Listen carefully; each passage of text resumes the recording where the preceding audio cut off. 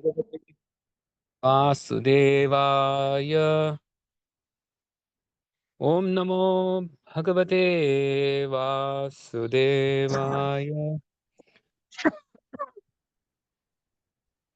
श्रीमद् भागवतम முதல் காண்டம் 7வது அத்தியாயம் श्लोकम् 1.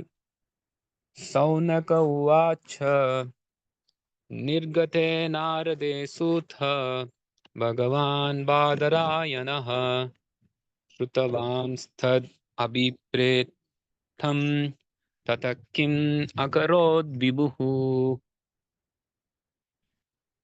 सौनक उवाच निर्गते नारदे सूत भगवान् बादरायणः तवांस्तद् अभिप्रेतं ततः किम् अकरोत् विभुः। रौनक उवाच निर्गते नारदे सूत भगवान् बादरायणः श्रुतवांस्तद् अभिप्रेतं ततः किम् अकरोत् विभुः। याराவது வாசிக்கலாமா? हरे कृष्णा प्रभु जी ना படிக்கிறேன். எஸ் शौनक उवाच निर्गते नारदे सूत भगवान् बादरायणः श्रुतवांस्तत् अभिप्रेतं ततः किम् अकरोत् विभुः। हरे कृष्ण प्रभु नावासितं प्रभु। सौनक उवाच निर्गते नारते सूद भगवान् पादरायणः श्रुतवांस्तत् अभिप्रेतं ततः किम् अकरोत् विभुः। हरे कृष्ण प्रभु। थैंक यू प्रभु। हरे कृष्ण प्रभु जी படிக்கிறேன். सौनक उवाच निर्गते नारदे सूत भगवान् पादरायणः श्रुतवांस्तत् अभिप्रेतं ततः किम् अकरोत् विभुः। हरे कृष्णा. थैंक यू प्रभु जी. हरे कृष्णा प्रभु. वर्ड टू वर्ड मीनिंग படிக்கட்டுமா? எஸ் படிங்க. சவுனக ஸ்ரீ சவுனகர் உவாச்ச கூறினார் நிர்கட்டே சென்றதும் நாரதே நாரத முனிவர் சூத சுதரே சூதரே பகவான் உன்னத சக்தி வாய்ந்த பாதராயண வேத வியாசர் ஸ்ருதவான் கேட்டவரான தத் அவரது அபிப்பிரேத்தம் மனதின் ஆசை தத அதன் பிறகு கிம் என்ன அகரோத் அவர் செய்தார் விபுகு மிகச் சிறந்த. மொழிபெயர்ப்பு. சவுனக ரிஷி வினவினார், சூதரே மிகச் சிறந்தவரும் உன்னத சக்தி வாய்ந்தவருமான வியாசதேவர் ஸ்ரீ நாரத முனிவரிடமிருந்து அனைத்தையும் கேட்டறிந்தார். எனவே நாரதர் சென்ற பிறகு வியாசதேவர் என்ன செய்தார்? பொருளுரை. இந்த அத்தியாயத்திலிருந்து பரீட்சித் மகாராஜன் அவரது தாயின் கருவில் அற்புதமான முறையில் காப்பாற்றப்படுவதும் ஸ்ரீமத் பாகவதத்தை விவரிப்பதற்கான காரணமும் அறியப்படுகின்றன. இதற்கு காரணமாக இருந்தவர் துரோணாச்சாரியன் மகனான திரௌணி அஸ்வத்தாமன் என்பவன் ஆவான். இவன் உறங்கிக் கொண்டிருந்த திரௌபதியின் 5 மகன்களை கொன்றதால் அர்ஜுனனால் தண்டிக்கப்பட்டான். சீல வியாசதேவர் புகழ்பெற்ற காவியமான ஸ்ரீமத் பாகவதத்தை துவங்கும் முன்பாக பக்தி பூர்வமான சமாதியில் ஆழ்ந்து முழு உண்மையையும் உணர்ந்தறிந்தார். ஹரே கிருஷ்ணா. हरे कृष्ण। ओम ज्ञानामृतस्य ज्ञानञ्जनशलाकया चक्षुरुन्मीलितं येन तस्मै श्रीगुरवे नमः। मूकं करोति वाचालं पङ्गुं लङ्घयते गिरिं यत्कृपातमहं वन्दे श्रीगुरुं दीनतारिणम्। मूकं करोति वाचालं पङ्गुं लङ्घयते गिरिं यत्कृपातमहं परमानन्दम्। वन्देऽहं श्रीगुरुं श्रीयुतपदकमलं श्रीगुरुन् वैष्णवांश्च श्रीरूपं साग्रजातं सागन रघुनाथान्वितं तं सजीवं साद्वैतं सावधूतं परिजनसहितं कृष्णचैतन्यदेवं श्रीराधा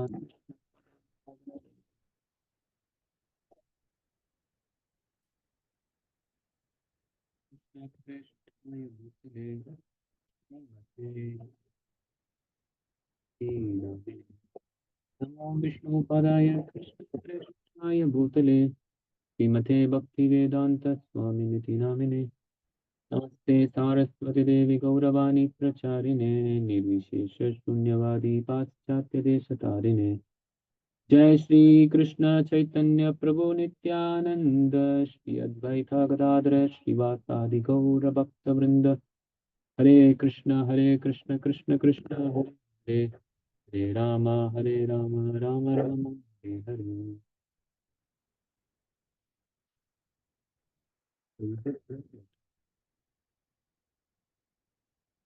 गुरु वैष्णव भगवान तेरे स्मरण हो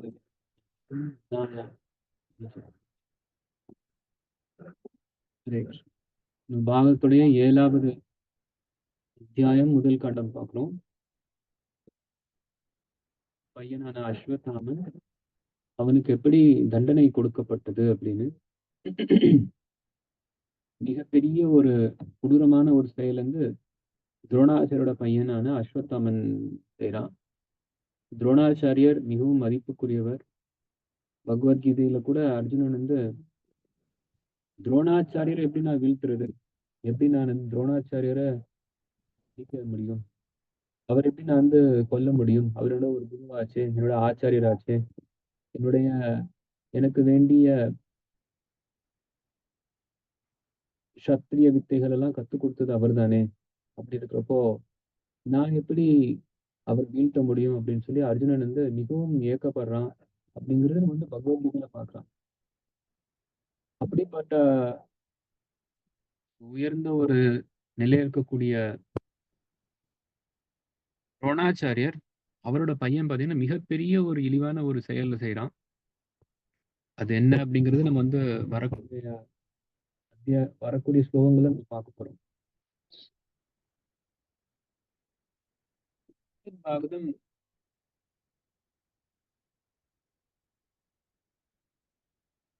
மகாபாரதம் இதர புராணங்கள் நமக்கு தெரிஞ்ச 18 மகா புராணங்கள் இருக்கு, 18 உப புராணங்களும் இருக்கு. சில விஷயங்கள் சில புராணங்கள்லயோ சில இதிகாசங்களையோ அதிகமா சொல்லப்பட்டிருக்கும். எல்லா விஷயமும் எல்லா இடத்துலயும் இருக்கும் அப்படிங்கிறது கிடையாது. ஆனா பாகவதத்துல ஒரு முக்கியமான சில விஷயங்கள் மட்டும், வரலாற்றில் நடந்த முக்கியமான விஷயங்கள் மட்டும் எடுத்து சொல்லப்பட்டிருக்கு. அஸ்வத்தாமனுடைய கதை நமக்கு வேணும், இல்ல துரோணாச்சாரியர் செய்த செயல்கள்லாம் நமக்கு வேணும், பாண்டவருடைய செயல்கள்லாம் வேணும் அப்படின்னா அதுக்கு நம்ம மகாபாரதம் தான் அதை பார்க்க முடியும். மகாபாரதம் முழுக்க பாண்டவர்களுடைய சரித்திரத்தை நம்ம பார்க்கணும். பாண்டவர்கள்னு சொன்னா கூட மகாபாரதத்துல நிறைய இருக்கு. ஸ்ரீமத் பாகவதம் 18,000 ஸ்லோகம். 18,000 ஸ்லோகமே நமக்கு வந்து எவ்வளோ விளக்கங்களோட எத்தனை புத்தகங்களா இருக்குங்கிறத பார்க்குறோம். ஆனா மகாபாரதம் 1,00,000 ஸ்லோகங்கள் இருக்கு. 1,00,000 ஸ்லோகங்களை நினைச்சு பார்க்கலாம். அப்ப அதுல எவ்வளோ விஷயங்கள் சொல்லப்பட்டிருக்கும் அப்படின்னு. நிறைய விஷயங்கள் வந்து மகாபாரதத்துல இருக்கு. ஆனாலும் கூட எது நமக்கு வேணுமோ அதை மட்டும் நமக்கு வந்து வேதவியாசர் ஸ்ரீமத் பாகவத்ல கொடுத்திருக்கார். எல்லாருக்குமே கிருஷ்ணர் தான் வேணும். கிருஷ்ணர் தான் எல்லாருக்கும் மிக பிரியமானவர் அப்படிங்கிறத நம்ம புரிஞ்சுக்கணும். நதே விதோ ஸ்வார்த்த கதைக்கு விஷ்ணுஹு. பிரகலாத் மகாராஜர் சொல்றார், இந்த உலகத்துல அவங்கவுங்களுக்கு எது நல்லதுன்னு அவங்களுக்கே தெரியல அப்படின்னு. நமக்கு நல்லது கிருஷ்ணர் தான்.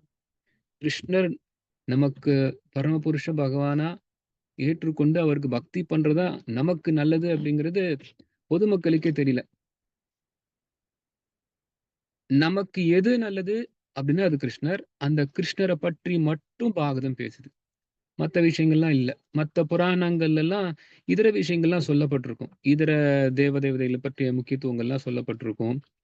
அடிப்படையில பரமபுருஷ பகவான் கிருஷ்ணர் அவர்தான் முக்கியமான நபர் அப்படிங்கிறதும் சொல்லப்பட்டிருக்கும். அப்படி அதெல்லாம் இருந்தா கூட பகவானை பத்தின விஷயங்கள் இங்க அங்கன்னு மறைமுகமா தான் சொல்லப்பட்டிருக்கும். ஆனா பாகவதம் அப்படி இல்லாம ஏகாந்தமா இங்க சொல்லப்பட்டிருக்கு, பகவான் கிருஷ்ணர் தான் அப்படின்னு. இப்ப நம்ம துரோணாச்சாரியுடைய கதையை நம்ம பார்க்கிறோம். துரோணாச்சாரியருடைய பையனோட கதையை இங்க பார்க்கிறோம். ஆனா இதுக்கு கிருஷ்ண சம்பந்தம் இருக்கு. அதனாலதான் இந்த கதை பாகவதத்துல சொர்க்கப்பட்டிருக்கு. ஏன் இந்த விஷயத்த சொல்லணும் அப்படிங்கிறதுக்கு ஒரு காரணமும் இருக்கு. இப்போ துரோணாச்சாரோட பையன் அஸ்வத்தாமன் கிருஷ்ணருடைய மிக உயர்ந்த பக்தலான பாண்டவர்களுக்கு ஒவ்வொருத்தவங்க பாண்டவர்கள் 5 பேரு. 5 பேருக்குமே ஒவ்வொரு பையன் திரௌபதி மூலமா. அந்த 5 பேருமே போர்க்களத்துல சண்டை போடுறாங்க. அவங்க இந்த போர்க்கள சண்டை போடுறாங்க. ஆனா அந்த யுத்தம் முடியறதுக்கு முன்னாடியே ஏறக்குறைய கௌரவர்கள் தோற்று போற நிலைமை ஆயிடுச்சு. பட் இருந்தாலும் அவங்களுக்கு ஏதாவது ஒரு மிகப்பெரிய ஒரு துக்கத்த குடுக்கணுங்கிறதுக்காக அஸ்வத்தாமன் வந்து ஒரு நாள் இரவு அவங்க இன்னும் அந்த போர்க்களத்துல தான் அந்த இதுல இருக்காங்க. பட் இருந்தாலும் அப்போ அந்த கேம்ப்ல இருக்கிறப்போ, இரவு அந்த குழந்தைங்க தூங்கிட்டு இருக்காங்க. குழந்தைங்கன்னா, சிறு குழந்தைங்கன்னு கிடையாது. அவங்களும் ஓரளவு ஒரு இளமையான ஒரு வயசு. பட் ஸ்டில் அவங்க ஒரு பாய்ஸ், ஒரு யங் பாய்ஸ், ஒரு இளம் பசங்க அந்த மாரி தான். அடுத்த வம்சம், பாண்டவர்களுடைய அடுத்த வம்சம், இல்ல குருவோட வம்சம்னு கூட சொல்லலாம். இந்த 5 பேர் தான் இருக்காங்க. ஆனா இந்த 5 பேரையுமே அஸ்வத்தாமன் தலைய கொய்துட்டு வர்றான். இந்த 5 பேருமே பாண்டவர்கள்னு நெனச்சு அவன் கொய்துட்டு வர்றான். ஓகே, நம்ம பாண்டவர்கள வீழ்த்தலாம் அப்படின்னு சொல்லி, இந்த தூங்கும்போது இந்த 5 பேரோட தலைய அவன் வெட்டிர்றான்.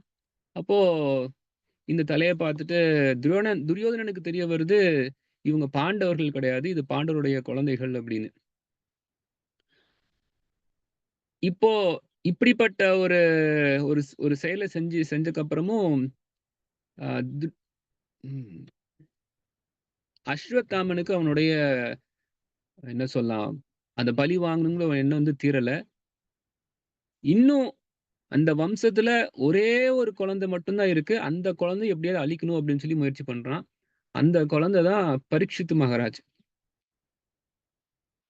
எல்லாரும் இறந்தாச்சு.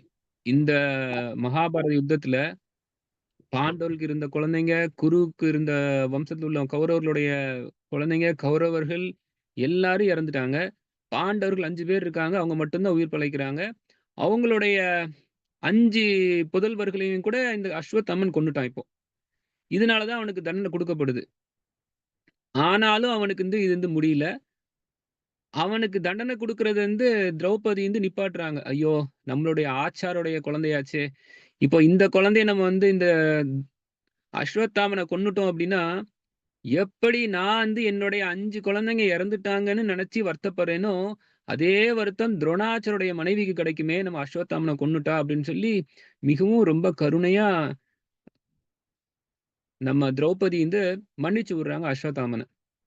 ஆனாலும் அஸ்வத்தாமன் அவ்ளோ பெரிய கொடூரமான செயல செஞ்சதுக்கு அப்புறமும் கூட, இன்னும் அந்த வம்சத்துல இருக்கக்கூடிய ஒரே ஒரு நபர். ஏன்னா இப்ப பாண்டவர்கள் அவங்க வயது ஆயிடுச்சு. யார்கிட்டயாவது பொறுப்ப ஒப்படைக்கணுமே! அடுத்து அவங்க வடக்கு நோக்கி போயிடுவாங்க. பொறுப்ப ஏதாவது ஒரு நபர்ட்ட ஒப்படைக்கணுமே! அப்பதானே அவங்க அடுத்த ராஜாக்கு வருவாங்க. அடுத்து அந்த வம்சமா ஆட்சிக்கு வரணுமே! இப்போ அதுல ஒரே ஒரு வம்சம் மட்டும் அந்த யுத்தத்துல வரல. யாரு அப்டின்னா, அர்ஜுனன் மூலமா சுபத்ராவுக்கு பிறந்த ஒரு பையன் அபிமன்யு. அபிமன்யு போர்க்களத்துல வந்துடுறார். ஆனா அபிமன்யு சக்கரவர்த்தில கொன்னுடுறாங்க. ஆனா அபிமன்யுவுக்கு கல்யாணமாகி, ஏற்கனவே அவங்க மனைவியான உத்தரை கர்ப்பத்துல ஒரு குழந்தைய, ஒரு சிசுவ வைத்திருக்காங்க. அந்த சிசு 1 மட்டும் தான் பாக்கி இருக்கு. மத்த எல்லாரையும் அந்த போர்க்களத்துல இழந்துட்டோம். இப்போ அந்த ஒரு சிசுவ நம்ம எப்படியாவது கொல்லணும்னு சொல்லி அஸ்வத்தாமன் மிகப்பெரிய ஒரு ஆயுதமான பிரம்மாஸ்திரத்த விடுறான். அதற்கப்புறம் எப்படி கிருஷ்ணர் பாதுகாக்கிறாருங்கிறதெல்லாம் வரக்கூடிய சரித்திரம். இது குந்தி மகாராணியோட போதனைகள நம்மலாம் வரும்போது நம்ம பார்ப்போம். பட் அப்படிப்பட்ட ஒரு அஸ்வத்தாமன், அவனோட ஒரு செயல இங்க சொல்றது பாகதம் எடுக்கிறதுக்கான காரணம் என்ன அப்படின்னா, எப்படி அப்படிப்பட்ட ஒரு அஸ்வத்தாமன், அவன் இந்த பாகதத்த கேட்கக்கூடிய ஒரு நபரா இருக்கிறாரே நம்ம பரீட்சித் மகாராஜ். அவர கூட அவன் கொல்ல பார்த்தான் அப்படிங்கிற ஒரு கனெக்ஷன் வருது. ஒரு சம்பந்தம் வருது. அப்போ ஒரு பகவான், பக்தர்கள் அந்த சம்பந்தம் ரொம்ப ஸ்ட்ராங்கா இருக்கிறனால, அந்த சரித்திரத்த எடுத்து இங்க வேதவியாசர் இங்க பாரதத்துல போட்டிருக்கார். சும்மா ஏதோ ஒரு கதைய போட்டார் அப்படின்னு கிடையாது. இந்த எல்லா கதைக்கும் பகவானுக்கும் மிகப்பெரிய ஒரு சம்பந்தம் இருக்கு. இவ்ளோ பெரிய ஒரு பாகதம் இங்க ரிலீஸ் ஆகுது அப்படின்னா, அந்த பாகவதத்தை கேட்டவர் பரீட்சித் மகாராஜ். அந்த பரீட்சித் மகாராஜுக்கு மிகப்பெரிய ஒரு மிகப்பெரிய என்ன சொல்லலாம், மரணத்தை கொடுக்கறதுக்காக முயற்சி செஞ்சவன் அஸ்வத்தாமன். அந்த அஸ்வத்தாமன் என்ன செஞ்சான் அப்படிங்கிறத சொல்லக்கூடிய ஒரு நிலைமை இங்க வருது. பிரபுபாதர் சொல்றார், எப்படி பகவத்கீதையில ஹீரோ அப்படின்னா அர்ஜுனனை சொல்லுவோம். இப்போ பகவத்கீதையில ஹீரோனா நம்ம அர்ஜுனன் தானே சொல்லுவோம் நம்ம. அதே போல பாகவதத்துல ஹீரோ அப்படின்னா பரீட்சித் மகாராஜ் அப்படின்னு சொல்லுவாங்க. அப்போ பரீட்சித் மகாராஜோட சரித்திரம் ரொம்ப முக்கியமா இருக்கு.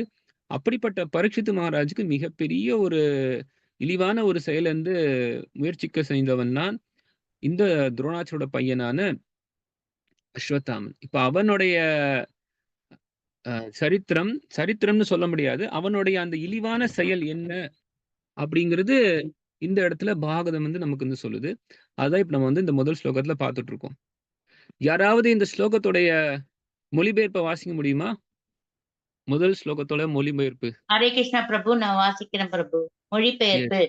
சௌனக ரிஷி வினவினார், சூதரே, மிகச் சிறந்தவரும் உன்னத சக்தி வாய்ந்தவருமான வியாசதேவர் ஸ்ரீ நாரத முனிவரிடமிருந்து அனைத்தையும் கேட்டறிந்தார். எனவே நாரதர் சென்ற பிறகு வியாசதேவர் என்ன செய்தார்?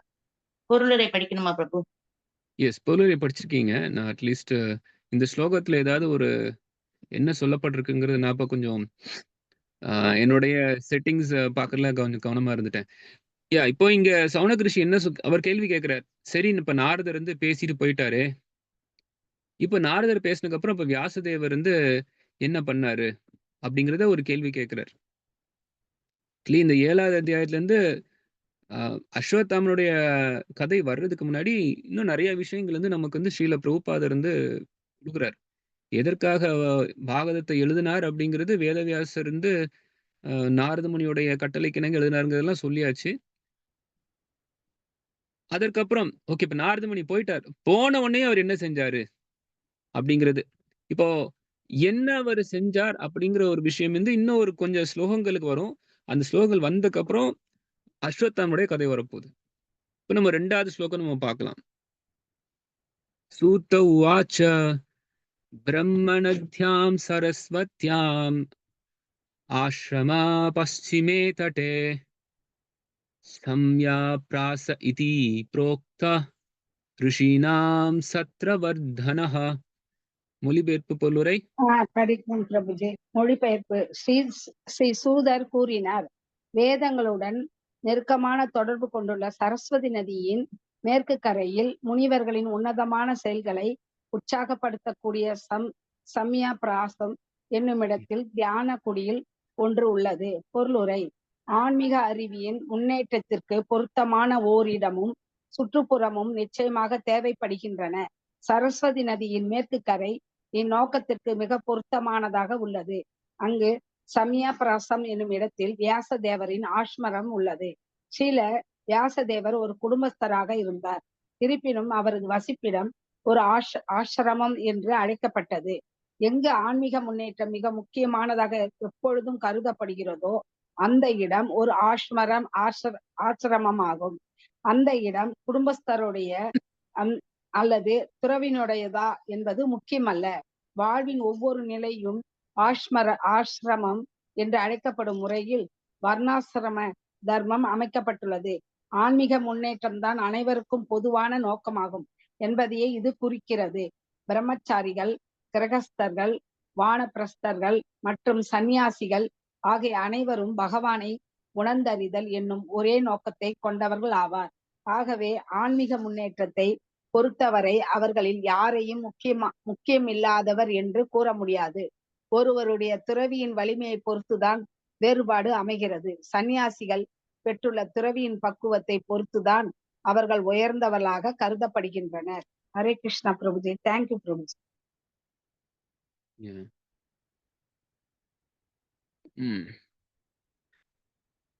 இப்போ ஸ்ரீல பிரபுபாதர் இந்த ஸ்லோகத்துல 2 விஷயத்த சொல்றத நான் பாக்குறேன். நிறைய விஷயங்கள் சொல்லியிருக்கலாம்.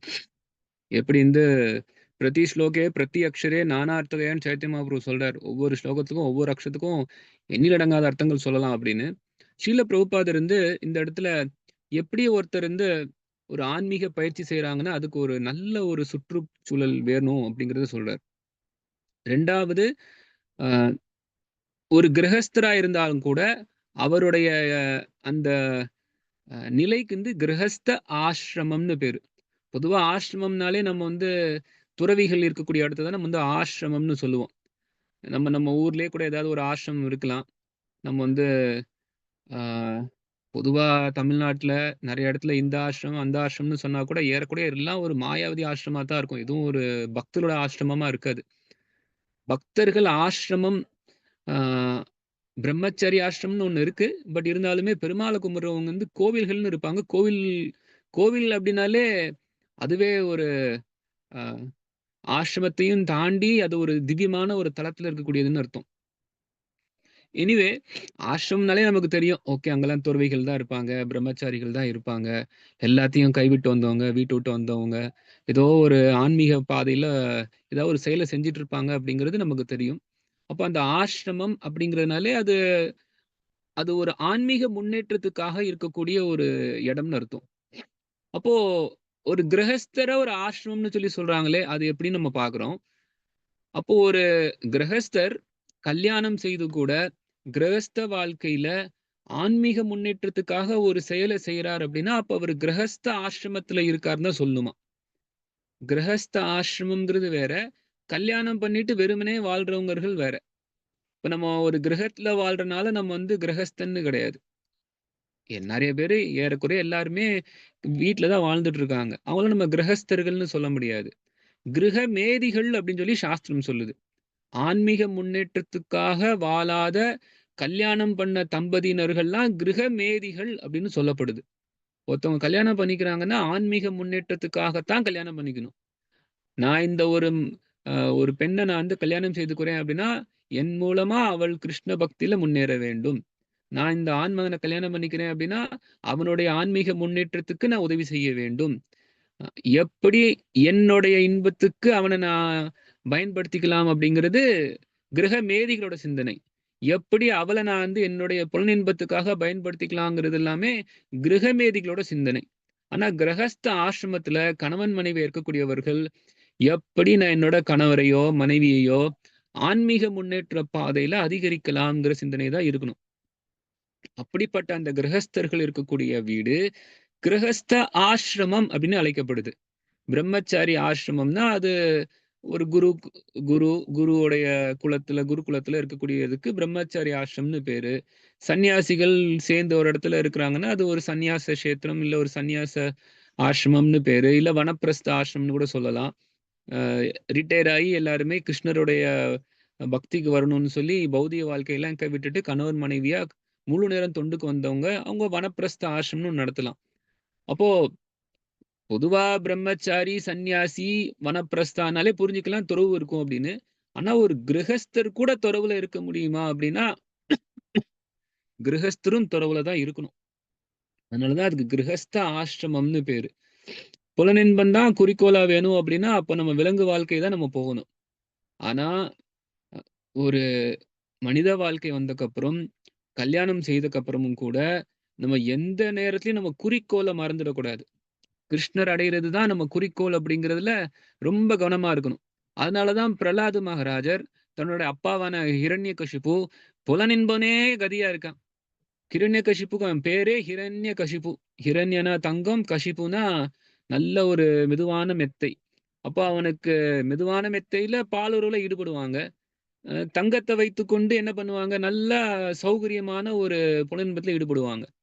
அப்போ செல்வம், இந்த பாலுறவு அப்படிங்கிறது தான் இந்த காலம்னு கிடையாது. காலங்காலமாகவே ஒரு அ என்ன சொல்லலாம்?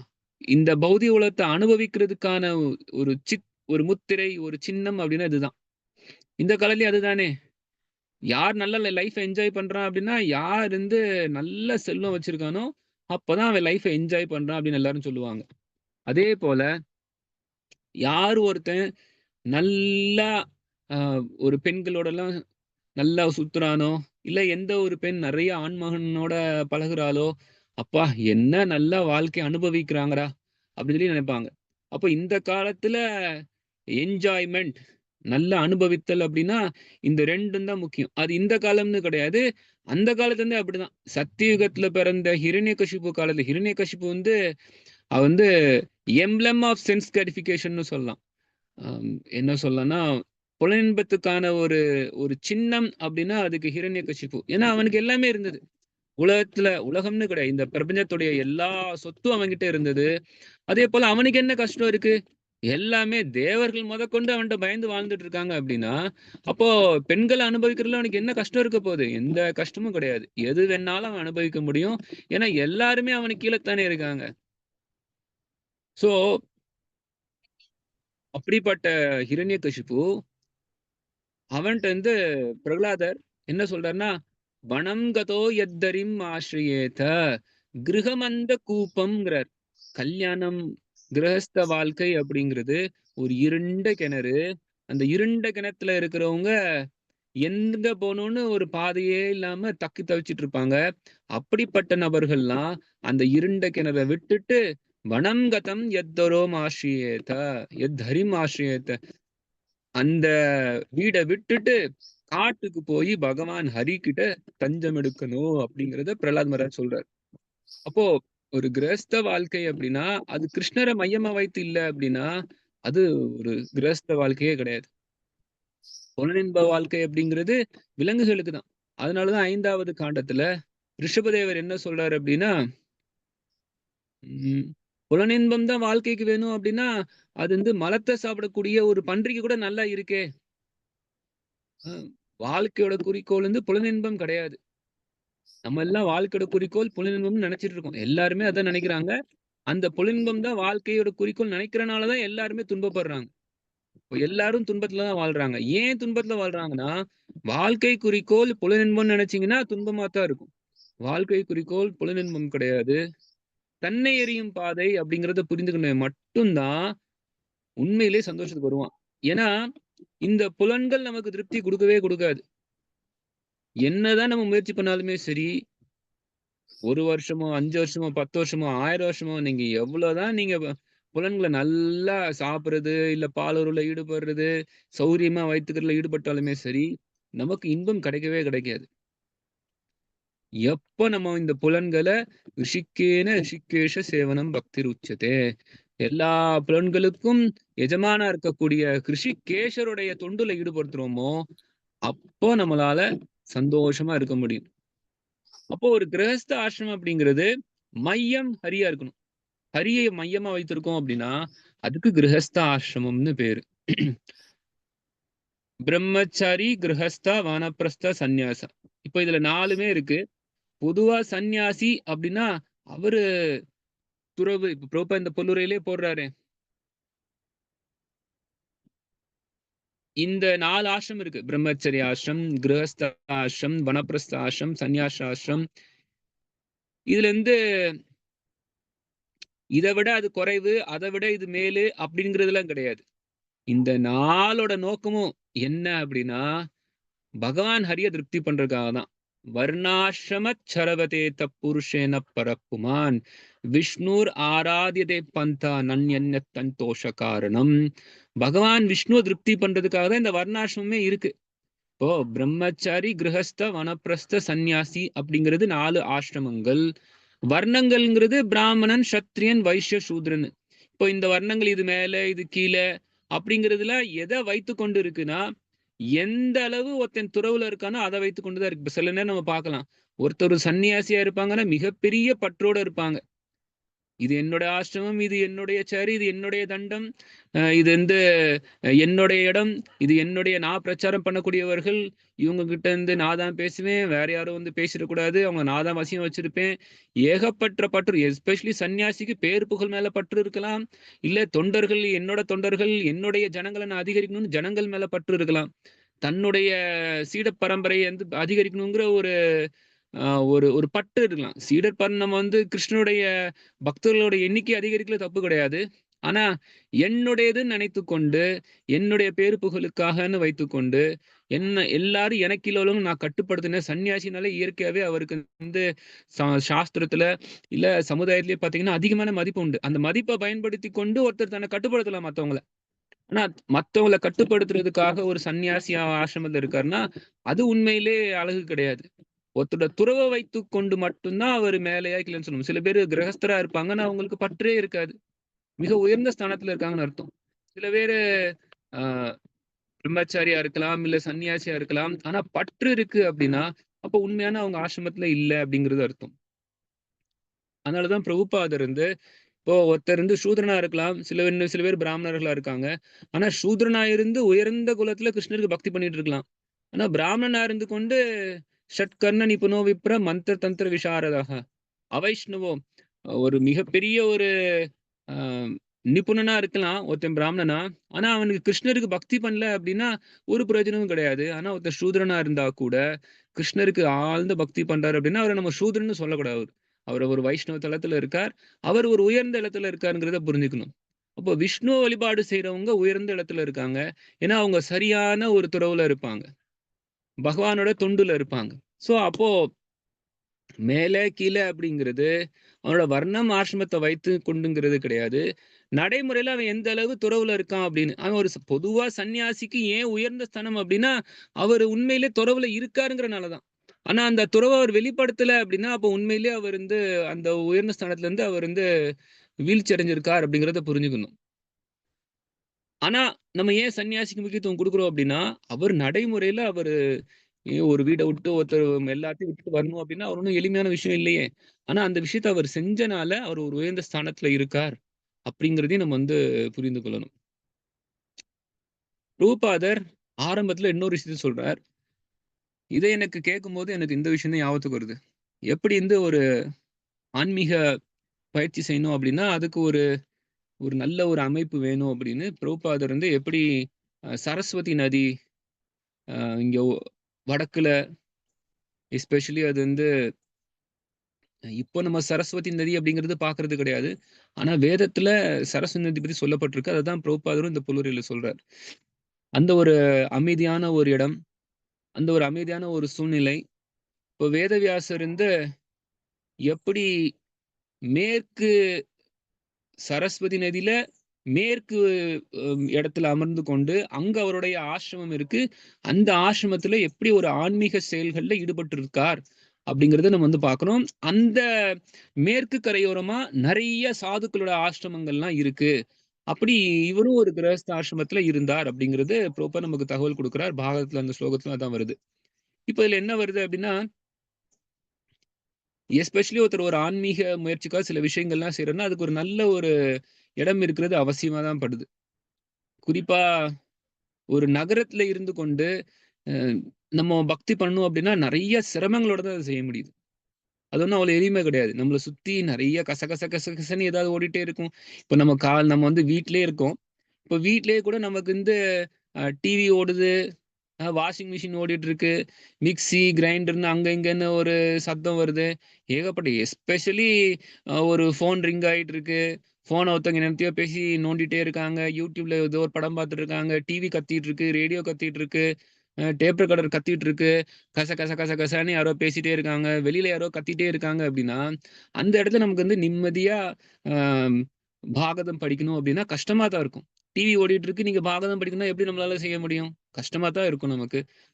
அப்போ ஒரு அமைதியான ஒரு சூழ்நிலை இருக்கு அப்டின்னா, நம்ம பொதுவாவே நல்லா ஆன்மீக பயிற்சிய செய்யலாம். அப்டிங்கிறது ஒரு எதிர்பார்க்கிறது தான். ஆனா ஒரு சிட்டில இருக்கும்போது, நகரத்துல இருக்கும்போது, இப்ப நம்ம வீட்ல இருக்கோம் அப்டின்னா, நம்ம டிவி ஆஃப் பண்ணிக்கணும். அது ரொம்ப விஷயம். இல்ல டிவியே இல்லாம இருக்கணும் வீட்ல. அது இன்னும் நல்ல விஷயம்.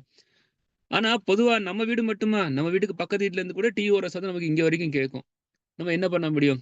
அப்போ ஒரு ஆன்மீக முன்னேற்றத்துக்கு நமக்கு இந்த மாரியான ஒரு அமைதியான ஒரு இடம் இருந்தா நல்லா இருக்கும்னு நெனைக்கிறோம்.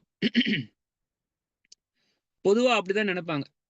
ஒரு ஆன்மீக வாழ்க்கையில முன்னேற்றம் அடையக்கூடியவங்க, அதனால தான் அந்த காலத்துல காட நோக்கி போயிடுவாங்க. இல்ல இந்த யோகிகள்லாம் பார்த்தீங்கன்னா, அவங்க ஹிமாலய நோக்கி போயிடுவாங்க. ஆனா வைஷ்ணவர்கள் அப்படி இருக்க மாட்டாங்க. வைஷ்ணவர்கள் மக்களோட மக்களா இருந்து கொண்டு, அவங்க எப்படி அவங்களுக்கும் கிருஷ்ண பக்திய குடுக்கணுங்கிறதுல பார்ப்பாங்க. இப்ப நம்ம வீட்ல நம்ம பாகவதம் உட்கார்ந்து படிக்கிறோம். நமக்கு டிவி ஆஃப் பண்ணியாச்சு. பிரச்சனை கிடையாது. ஆனா பக்கத்து வீட்டுக்கார வீட்ல டிவி ஓடுது அப்டின்னா, நம்ம பாகவதம் படிக்கிறதுக்கு தொந்தரவா இருக்கு அப்டின்னா, அப்ப பக்கத்து வீட்டுக்காரனுக்கும் பாகவதத்த குடுத்துட்டீங்கன்னா, அவனும் பாகவதம் படிக்க ஆரம்பிச்சுட்டான். வீட்ல டிவி ஆஃப் பண்ணிடுவாங்க. டிவிய தூக்கி போட்டுருலாங்க. அப்போ இந்த மாதிரி வைஷ்ணவர்கள் இயற்கையாவே அவங்களுடைய முன்னேற்றம்னு சொல்லி பார்க்க மாட்டாங்க. ஆனா, ஐயோ! இந்த பக்கத்து வீட்டுக்காரங்கலாம் இன்னும் இப்படி மூழ்கி இருக்காங்களே! இவங்கள எப்படியாவது நம்ம வந்து அவங்களுடைய இந்த பந்தத்திலருந்து காப்பாத்தணும்னு சொல்லி, ரொம்ப காருண்யமா அவங்களுக்கும் நல்லது செய்ய பார்ப்பாங்களாம். அதனால வைஷ்ணவர்களுக்கு காட்டுக்கு போறதெல்லாம் முக்கியம் கிடையாது. இப்போ நாரத முனி அவரு ரொம்ப தூய ஒரு வைஷ்ணவர் தான். அவரு பாட்டுல எங்க ஹரியோடைய விஷயங்கள்லாம் இருக்கோ, அங்க மட்டும் கேட்டு போயிரலாமே! அவர் ஏன் ஒரு நகரத்துக்கு வர நீங்க பாகவதம் பார்த்தீங்க அப்படின்னா, நாரத முனின்னு நகரத்துக்கு வந்து வந்து பிரச்சாரம் பண்ணிட்டு போறார். அவரு பாட்டுல எங்கேயாவது ஒரு இடத்துல காட்டிலேயே கூட இருந்துக்கலாம். இல்ல அவருக்கு நல்ல ஒரு இப்போ வியாசதேவர் போல இருக்கக்கூடிய ஒரு இடத்துல கூட இருந்துக்கலாம். ஆனாலுமே கூட அவர் ராஜாக்கள பார்க்க வருகிறார். அவர் வந்து அ பாண்டவர்கள பார்க்க வருகிறார். அவர் வந்து ஹிரண்யகசிபு பார்க்க வருகிறார். பிரகலாதன பார்க்க வருகிறார். அ அதேபோல அவரு சித்ரகேது மகாராஜன பார்க்க வருகிறார். அதேபோல எப்படி அம் கிருஷ்ணர பார்க்க போகிறார். கிருஷ்ணரோட அப்பாவான வசுதேவர்கிட்ட உரையாடல் கொள்கிறார். இந்த மாரி பல இடத்துல நாரத முனிவர் வந்து நகரத்துல போய் போய் நெறைய இத பார்க்கிறார் அப்படிங்கிறத பார்க்கிறோம். அப்போ வைஷ்ணவர்கள் காருண்யமா இருக்காங்க. எப்படி நான் வந்து எல்லா மக்களுக்கும் போய் நல்லது செய்யலான்னு. அவங்க நிம்மதியா நம்ம பாட்டுல ஒரு ஹிமாலயத்துல போய் உட்காந்துக்கலாம் அப்படிங்கிறதுல அவங்களோட எண்ணம் கிடையாது. இதர மக்களுக்கு எப்படி நல்லது செய்யணும் அப்படிங்கிறது அவங்களுடைய மிகப்பெரிய ஒரு இடமா இருக்கு. அதனால தான் பிரபுபாதரும் பாருங்க, ஒரு பிருந்தாவனத்துல இருந்தாரு. பிருந்தாவனத்திலேயே இருந்திருக்கலாம். அவர் ஏன் அமெரிக்கா போகணும்? ரொம்ப மோசமான நாடாச்சே! ஆன்மீக வாழ்க்கை பயிற்சி செய்றதுக்கு மிகவும் ஒரு சிரமமான ஒரு நாடு தான் அது. அதேபோல புலன்கள தொந்தரவு பண்றதுக்குன்னு நெறைய விஷயங்கள் அந்த நாட்ல இருக்கு. அதுவும் இல்லாம ஆன்மீக வாழ்க்கை அங்க என்ன நம்ம வந்து இப்போ இந்தியா அப்டின்னா நீங்க வடக்குல இருக்கலாம், தெற்குல இருக்கலாம். எங்கேயாவது நீங்க நெறைய புனித நதிகள பார்க்குறீங்க. புனித கோயில்கள பார்க்குறீங்க. கிருஷ்ணர் வழிபாடு செஞ்ச கோயில்கள், கிருஷ்ணர் செஞ்ச லீலைகள், ராமர் செஞ்ச லீலைகள்னு சொல்லி, தசாவதாரங்களோட கோயில்கள்னு சொல்லி நெறைய இடங்கள் வந்து இந்தியா முழுக்க இருக்கிறத பார்க்கலாம். ஆனா நீங்க வெளிநாட்டுக்கு போகும்போது அது வந்து சிரமமா தானே இருக்கு. மக்கள் மிகப்பெரிய பாவம் செஞ்சவங்களா இருப்பாங்க. கிருஷ்ணர ஞாபகப்படுத்துறதுக்கான ஒரு இடமே பார்க்க முடியாது. இப்ப நீங்க தமிழ்நாட்டுல இருக்கீங்க அப்டின்னா, நான் ஒருத்தர் நீங்க எங்க இருக்கீங்கன்னு கேட்டா, நான் திருச்சியில இருக்கேன்னு சொல்லுவாங்க. உடனே நமக்கு வந்து ஸ்ரீரங்கம் ரங்கநாதர் ஞாபகம் வந்துரும். நான் சென்னையில இருக்கேன்னு சொல்லுவாங்க. அப்ப நமக்கு உடனே அங்க நம்ம பகவான் வந்து பார்த்தசாரதி பெருமாளா இருக்காருங்கிறது ஞாபகத்துக்கு வரும். சில பேர் கும்பகோணம்னு சொல்லுவாங்க. உடனே நமக்கு அங்க வந்து சக்கரபாணி பகவான் நமக்கு ஞாபகத்துக்கு வராரு. அப்போ நம்ம வந்து அ ஒவ்வொரு இடமும் நம்ம சொல்லும்போது, இந்த இடத்துல பெருமாள் அந்த லீலை செஞ்சாருங்கிறது நம்ம எல்லாரையும் நம்ம சொல்ல முடியும். இப்ப இந்த ஷோல நெறைய பேர் இருக்கீங்க. ஒவ்வொருத்தவங்களும் ஒவ்வொரு இடத்துல இருப்பீங்க. பக்கத்திலே பகவான் செஞ்ச லீல பூமி அப்படின்னு ஏதாவது இருக்கும். ஆனா வெளிநாட்டுல அப்படி இல்லையே! ஆனாலுமே கூட பிரபுபாதர் பிருந்தாவனத்திலே இருந்து கிருஷ்ணரே செஞ்ச லீலைகள்லாம் இருக்கக்கூடிய பூமி அது. அதெல்லாம் விட்டுட்டு பிரபுபாதர் அமெரிக்கா போறார்ன்னா, அப்ப எந்த அளவு ஒரு காருண்யமா இருப்பார். ஆ அவர் ஒரு அமைதியான ஒரு வாழ்க்கைன்னு சொல்லி அவர் இல்ல. மத்தவங்களுக்கு ஒரு அமைதியான ஒரு வாழ்க்கைய குடுக்கணுங்கிறதுக்காக, இந்த கிருஷ்ண பக்திய பிரச்சாரம் பண்றதுக்காக அவர் போனார். இன்னொரு முக்கியமானது, பிரபுபாதர் நெறைய 14 தடவ உலகத்த வந்து பயணம் செஞ்சிருக்கார். இத்தன தடவ அவர் பயணம் செஞ்சா கூட, அவரும் எதிர்பார்த்தார். இந்த மாரி எனக்கு ஏதாவது ஒரு ஓய்வுக்குன்னு ஒரு இடம் வந்துருச்சு அப்டின்னா, நானும் உட்கார்ந்து நிம்மதியா இந்த பக்தி வேதாந்த பொருளுரைகள குடுப்பேன் அப்டின்னு சொல்லி அவரும் சொன்னார். பிரபுபாதருடைய வாழ்க்கை சரித்திரம் நீங்க பார்த்தீங்கன்னா, பிரபுபாதர் பல தடவ தன்னுடைய சீடர்கள்ட்ட சொல்லுவார். இந்த மேனேஜ்மென்ட் அதெல்லாம் நீங்க பார்த்துக்கிட்டீங்க அப்டின்னா, நான் பாட்டுல ஒரு இடத்துல நிம்மதியா உட்கார்ந்து, இந்த புத்தகங்கள எழுதிட்டு இருப்பேன். அப்டின்னு சொல்லி அவரு சொல்லியிருக்காரு. அப்போ ஏன்னா இந்த மேனேஜ்மென்ட்ங்கிறது அது அவ்வளோ எளிமையானது கிடையாது. நெறைய தொந்தரவுகள் வரும். ஒவ்வொருத்தவங்களுக்கு ஒவ்வொரு பிரச்சனை வரும். அந்த பிரச்சனை, இந்த பிரச்சனை, அந்த பிரச்சனைம்பாங்க. இதுக்கு என்ன, அதுக்கு என்னன்னு ஏகப்பட்ட தலைவலி இருக்கும். ஆனாலுமே கூட பிரபுபாதர் தன்னுடைய சீடர்கள் அவங்கள வந்து ஏன்னா அவங்க ஒரு நல்ல ஒரு பின்னணி கூட கிடையாது. ஒரு ஆன்மீக பின்னணியே கிடையாது. ஒரு ஆன்மீக கலாச்சாரம் உள்ள ஒரு இடத்துல கூட அவங்கலாம் இல்ல. எல்லாம் வெளிநாட்டுல இருக்காங்க. அவங்களுக்கு இந்த ஆன்மீக கலாச்சாரம்னா தெரியாது. அவங்கள எப்படி வழிநடத்தணும்னு கூட அவங்களுக்கே தெரியாது. அதனால பிரபுபாதர் நெறைய இந்த மேனேஜ்மென்ட்ல கூட அ ஏன்னா அவருடைய இஸ்கான் ஆச்சே. அத வந்து சரியா வழிநடத்தணுமே. பிரபுபாதர் ஜிபிசி எல்லாம் செட் பண்ணி வச்சார். பட் இருந்தாலுமே பிரபுபாதர் வந்து சரியான ஒரு பாதைக்காக அவர் அடிக்கடி இந்த மேனேஜ்மென்ட்ல அவரும் உள்ள நுழைந்தார். இதற்காக நெறைய பயணமும் செஞ்சார். அப்படி செஞ்சா மட்டும் தான் அவருடைய இந்த இயக்கம் ஒரு சரியான பாதை நோக்கி போகும் அப்படின்னு சொல்லி அவர் எல்லாம் செஞ்சார். பட் அவருக்கு ஒரு விருப்பம். இந்த மேனேஜ்மெண்ட்ட இந்த என்னுடைய மூத்த பக்தர்கள்லாம் செஞ்சுட்டாங்கன்னா, நான் பாட்டுல ஒரு அமைதியான ஒரு இடத்துல உட்கார்ந்து புத்தகத்தலாம் எழுதுவேன் அப்படின்னு. எனக்கு இந்த ஸ்லோகம் படிக்கும்போது அதான் தோணுச்சு. எப்படி வேதவியாசர் சரஸ்வதி நதிக்கு கரையோரமா, அங்கேயும் ஒரு ஆசிரமம் இருக்கு. அந்த ஆசிரமத்துல தன்னுடைய ஆன்மீக செயலான பாகவதத்தை எழுதுறதுக்கு உட்கார்ந்தாரோ, அதே போல பிரபுபாதருக்கும் மேனேஜ்மென்ட்லேருந்து சில விஷயங்கள்லாம் எடுத்திருந்தாங்கன்னா, அவரும் ஒரு இடத்துல அமைதியா உட்கார்ந்து புத்தகங்கள் எழுதணும் அப்படின்னு சொல்லி ஆசைப்பட்டார். எனிவே பிரபுபாதர் திவ்யமான நிலையில இருக்கார். அவர் ஒரு நகரப்புறத்திலே இருந்தா கூட, அங்கேயும் இருந்து கொண்டு புத்தகத்த எழுதினார். இப்ப பிரபுபாதரோட பாகவதம் நம்ம இவ்ளோ பொருளுரைகள்லாம் வைத்திருக்கோம் அப்படின்னா, இதெல்லாம் எப்படி? ஸ்ரீல பிரபுபாதர் நகரப்புறத்துல இருந்து செஞ்ச இந்த பக்திவேதாந்த பொருளுரைகள இப்ப நம்ம பார்த்துட்டு இருக்கோம். அப்போ ஒருத்தர் திவ்யமான நிலையில இருக்கும்போது, எங்க இருந்து வேணாலும் எழுத முடியும். பட் இருந்தாலும் ஒரு அமைதியான ஒரு நிலை இருக்கு அப்படின்னா, அது தன்னுடைய ஆன்மீக செயல்களுக்கு உதவும் அப்படிங்கிறத பிரபுபாதர் இங்க சொல்றாருங்கிறத பார்க்கணும். 3வது ஸ்லோகம். तस्मिन् स्वाश्रमे व्यासो बदरीसण्डमण्डिते आसीनो उपस्पृश्य प्रणिधध्यौ मनस्वयम्. யாராவது வாசிக்கலாம் மொழிபெயர்ப்பு பொருளுரை. ஹரே கிருஷ்ணா பிரபு. மொழிபெயர்ப்பு. ஸ்ரீல வியாசதேவர் அந்த இடத்தில் சிறு பழ மரங்களால் சூழப்பட்டிருந்த அவரது சொந்த ஆசிரமத்தில் நீரை தொட்டு தம்மை புனிதப்படுத்திக் கொண்ட பின் தியானம் செய்வதற்காக கீழே அமர்ந்தார். பொருளுரை. வியாசதேவர் அவரது ஆன்மீக குருவான ஸ்ரீல நாரத முனிவரின் அறிவுரைகளின்படி தியானத்திற்கு உகந்த தெய்வீகமான அந்த இடத்தில் அமர்ந்து மனதை ஒருமுகப்படுத்தினார். ஹரே கிருஷ்ணா பிரபு. தேங்க்யூ பிரபு. ஹரே கிருஷ்ணா. ஸோ இந்த ஸ்லோகத்துல வேதவியாசர் என்ன செய்தாருங்கிறத பார்க்குறோம். எப்பவுமே ஆன்மீக செயல் ஒருத்தவங்க செய்றாங்க அப்படின்னா, முதல்ல அந்த ஆச்சமனம் செய்வாங்க. நீரை தொட்டு தன்னை தூய்மைப்படுத்திக் கொள்வாங்க.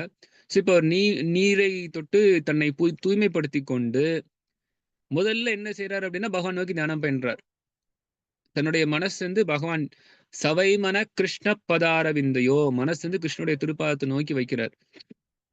நம்ம தூய்மைப்படுத்தும் போது கூட, ஓம் பவித்ரோவா சர்வாவஸ்தம் கதோபிவா யஸ்மரேத் புண்டரிகாக்ஷம் சபாஹ்ய அபியந்தர சுச்சிஹி.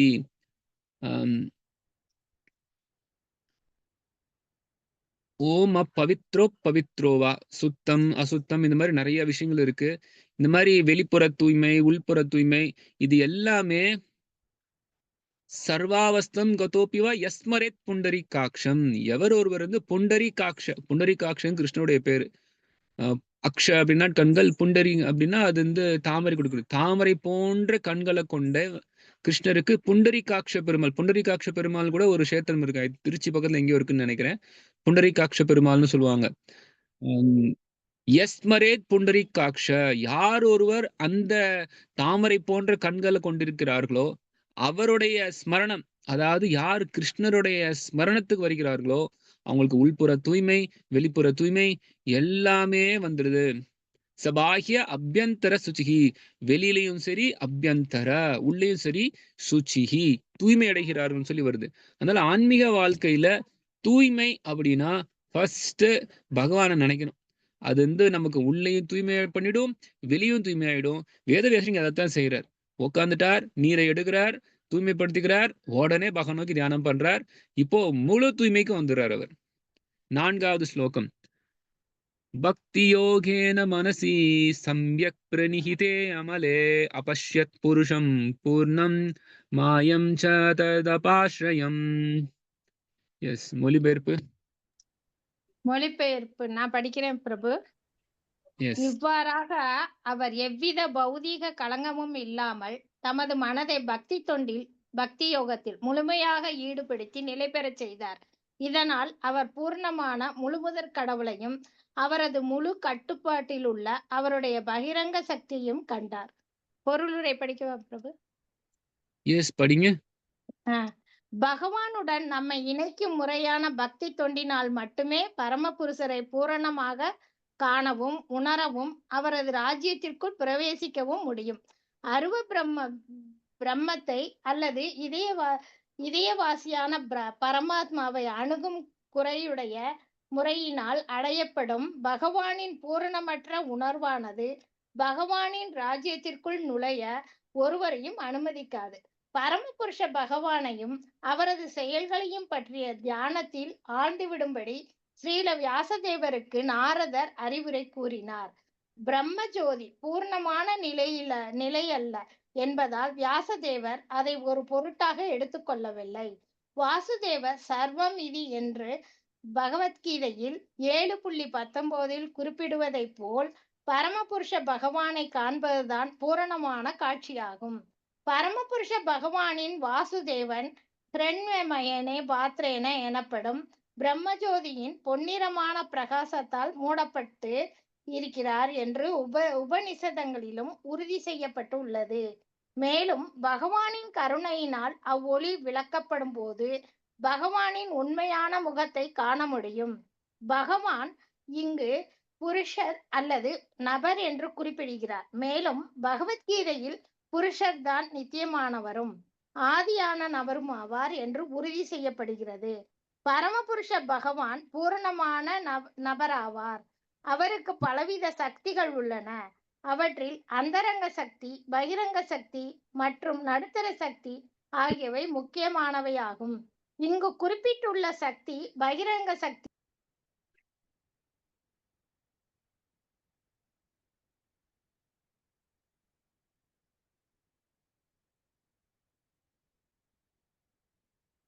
ஹரே கிருஷ்ணா.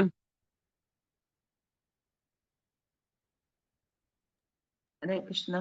ஹரே கிருஷ்ணா பிரபு. எஸ், பிரபு இப்ப கேக்குது. எஸ், அந்தரங்க சக்தியும் எப்பொழுதும் பரமபுருஷனுடைய இருக்கிறது. பகிரங்க சக்தி ஜீவராசிகளை அறியாமை இருளால் வைத்திருப்பதால் அது இருளுடன் ஒப்பிடப்படுகிறது. இச்சக்தி பகவானுடைய முழு கட்டுப்பாட்டில் உள்ளது என்பதை அபாஸ்ரயம் எனும் சொல் வலியுறுத்துகிறது. உயர்ந்த சக்தியான அந்தரங்க சக்தியும் மாயா என்றே அழைக்கப்படுகிறது. ஆனால் அது ஆன்மீக மாயையாகும் அல்லது ஆன்மீக உலகில் வெளிப்படுத்தப்படும் சக்தியாகும். இந்த அந்தரங்க சக்தியின் பாதுகாப்பில் ஒருவர் இருக்கும் பொழுது அறியாமை என்னும் இருள் உடனே விலகிவிடுகிறது. மேலும் ஆத்மா ராமா அல்லது ஆன்மீக ஞானத்தின் நிலை பெற்றவர்களும் கூட இந்த மாயையிடம் அல்லது அந்தரங்க சக்தியிடம் புகலிடம் கொள்கின்றனர். பக்தி தொண்டு அல்லது பக்தி யோகம் அந்தரங்க சக்தியின் கட்டுப்பாட்டில் இருக்கிறது. இவ்வாறாக ஆன்மீக ஒளியின் பிரகாசத்தில் இருளுக்கு இடமில்லை என்பதை போலவே அந்தரங்க சக்தி செயல்படும் இடத்தில் கீழான பௌதி சக்திக்கு இடமில்லை. அந்தரங்க சக்தியிலிருந்து பெறும் ஆனந்தமும் அருவ பிரம்ம வழியினால் அடையப்படும் ஆன்மீக ஆனந்தத்தை விட உயர்ந்ததாகும். பரமபுருஷ பகவான் ஆகிய ஸ்ரீ கிருஷ்ணரிலிருந்துதான் அருவமான பிரம்மஜோதி தோன்றுகிறது என்று பகவத்கீதையிலும் குறிப்பிடப்பட்டுள்ளது. பிந்திய ஸ்லோகங்களில் விவரிக்கப்பட்ட இருப்பதை போல் பரமபுருஷர் என்பவர் பகவான் ஸ்ரீ கிருஷ்ணரை தவிர வேறு யாராகவும் இருக்க முடியாது. ஹரே கிருஷ்ணா பிரபு. தேங்க்யூ பிரபு. எஸ், இது ஒரு முக்கியமான ஒரு ஸ்லோகம். ஸோ அவருடைய தியானத்துல அவர் என்ன பார்க்கிறார் அப்படிங்கிறத இந்த ஸ்லோகம் சொல்லுது. பக்தி யோகேன மனசி சம்யக் பிரணிகிதே அமலே அபஷ்ய புருஷம் பூர்ணம் மாயம் ச ததபாஸ்ரயம். பக்தி யோகத்துல மனசை வைத்திருக்காராம். யார் ஒருத்தர் பக்தி யோகத்துல மனசை வைத்திருக்கிறாங்களோ எப்படி அவங்களுடைய நிலை, அவங்களுடைய கவனம் எப்படி இருக்கும் அப்படிங்கிறதையும் நம்ம வந்து இந்த ஸ்லோகத்துல பார்க்கலாம். ஸோ அவருடைய மனசு வந்து ரொம்ப பக்குவமா பக்தி யோகத்து மூலமா பகவான் கிட்ட இணைந்து அதுக்கப்புறம் அவர் என்ன பார்க்கிறார் அப்படின்னா பகவானை பார்க்கிறார். அதோட சேர்ந்து எப்படி அவருடைய வெளிப்புற சக்தியான மாயா சக்தியும் பகவானுடைய முழு கட்டுப்பாட்டில் இருக்குங்கிறதையும் பார்க்கிறார். இப்போ இந்த ஸ்லோகத்துல நல்லா தெரியுதுன்னா பகவான் இருக்கார், அவருடைய மாயா சக்தி இருக்கு. ஆனா மாயா சக்தி வந்து பகவானுடைய முழு கட்டுப்பாட்டுல இருக்குங்கிறதையும் புரிஞ்சுக்கணும். பகவான் வந்து மாயாவோட கட்டுப்பாட்டுக்கு வர்றது கிடையாது. மாயா தான் பகவானோட கட்டுப்பாட்டுல இருக்கு. மாயா சக்தி இல்ல துர்கா சக்தி எல்லாமே ஒண்ணுதான். பொதுவா நம்ம மாயா அப்படிங்கிறது துர்கா தேவி தான் நம்ம சொல்லுவோம். எப்படி துர்கா தேவி இந்த கட்டுண்ட ஆத்மாக்களை இந்த பௌதிக பந்தத்திலேயே வைத்திருக்கிறார் அப்படிங்கிறத நம்ம வந்து பார்க்கணும்.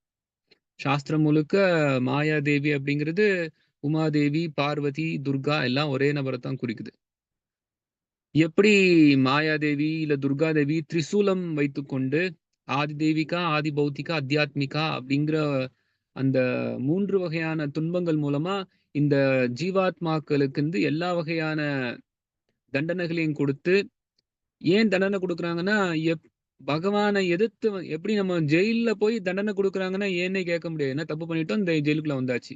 அதேபோல பகவான மறந்தா நமக்கு துன்பம் தான் கதி அப்படிங்கிறத அ எதார்ச்சையா புரிஞ்சுக்கிறதுக்காகத்தான் இந்த உலகத்துல எல்லாருமே ஆதி தெய்வீகா, ஆதி பௌத்திகா, அத்தியாத்மிகாங்கிற பேர்ல துன்பத்துல கஷ்டப்படுறாங்க.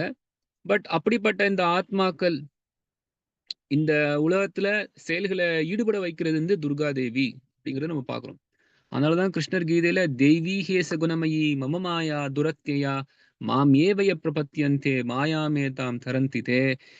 கிருஷ்ணருடைய அந்தரங்க சக்தியை விட்டுட்டு அவருடைய வெளிப்புற சக்திக்கு வந்தாச்சு. கிருஷ்ணனுடைய அந்தரங்க சக்தி பகவானுடைய ஆன்மீக சக்தி. அந்த ஆன்மீக சக்தி லக்ஷ்மி தேவின்னு நம்ம சொல்லலாம், இல்ல சீதாராணி அப்படின்னு சொல்லலாம், சீதா டாக்குராணின்னு சொல்லலாம், இல்ல ஸ்ரீமதி ராதாராணின்னு சொல்லலாம். பகவானுடைய இந்த உள்புற சக்தியை விட்டுட்டு நம்ம இப்ப வெளிப்புற சக்திக்கு வந்துட்டோம். வெளிப்புற சக்தி தான் இப்ப மாயாதேவி. ஆனா இந்த யார் ஒருத்தவங்க இந்த மாயாவுடைய வலையில சிக்கியிருக்கிறார்களோ அவங்க எப்படிப்பட்ட நிலையில இருப்பாங்க அப்படின்னா, தெய்வீகேச குணமயி மம மாயா துரத்தியா. இந்த மாயாவுடைய நிலையை கடக்கிறது ரொம்ப பெரிய கஷ்டம். ஆனா கிருஷ்ணர் சொல்றார், மாமேவய பிரபத்தியந்தே, என்கிட்ட சரணாதி அடைஞ்சிட்ட அப்படின்னா மாயா உன்னை ஒண்ணும் தொடாது அப்படிங்கிறார். அப்போ இந்த ஸ்லோகத்துல கிருஷ்ணர் வேதவியாசர் சொல்றார், அபாஷ்யத் புருஷம் பூர்ணம் மாயம் சேதத் அபாஸ்ரயம். இதே ஸ்லோகம் தான் பகவத்கீதையிலும் இருக்கு.